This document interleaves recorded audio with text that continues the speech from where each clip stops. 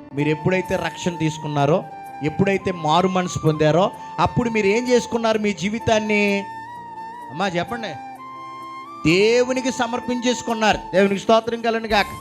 హల్లెలూయా. ఇప్పుడు దేవుణ్ణి నమ్ముకోకముందు మీకు ఇష్టం వచ్చినట్లుగా మాట్లాడారు. దేవుణ్ణి నమ్ముకోకముందు మీకు ఇష్టం వచ్చినట్లుగా బ్రతికారు. దేవుణ్ణి నమ్ముకోకముందు మీకు నచ్చిన పనులు చేశారు. దేవుణ్ణి నమ్ముకోకముందు నీ కోరికకు నచ్చినట్లుగా బ్రతికా. కానీ ఎప్పుడైతే నువ్వు ప్రభువులో రక్షించబడ్డావో, ఇప్పుడు నీ జీవితం దేవునికి ఏం చేయబడింది అండి? సమర్పించబడింది. దేవునికి స్తోత్రం చెప్పండి. హల్లెలూయా.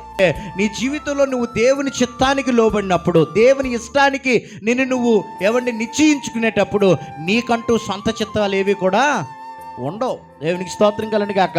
నీకు నచ్చినట్లుగా నువ్వు బ్రతకడానికి ఉండదు. నీకు నచ్చిన సంతోషం కొరకు నువ్వు పరిగెట్టడానికి అవ్వదు. ఎందుకనంటే నువ్వు దేవుని కుమార్తెగా, కుమారుడిగా నువ్వు దేవునికి సమర్పించుకున్నావు. కాబట్టి ఇక నీ జీవితంలో నీ చిత్తాలు ఏవి జరగవు, నీ ఉద్దేశాలు ఏవి జరగవు. నీ జీవితంలో దేవుడు ఏ ఉద్దేశాన్ని కలిగి ఉన్నాడో, దేవుడు ఏ చిత్తాన్ని కలిగి ఉన్నాడో అదే నీ జీవితంలో నెరవేర్చబడాలి. దేవునికి స్తోత్రం చెప్పండి. హల్లెలూయా, హల్లెలూయా. కొన్నిసార్లు అది కష్టమైనప్పటికీ కూడా ఆ విధానం గుండా మన జీవితాన్ని మనం ఏం చేయాలంటే నడిపించుకోవాలి. దేవునికి స్తోత్రం చెప్పండి. హల్లెలూయా.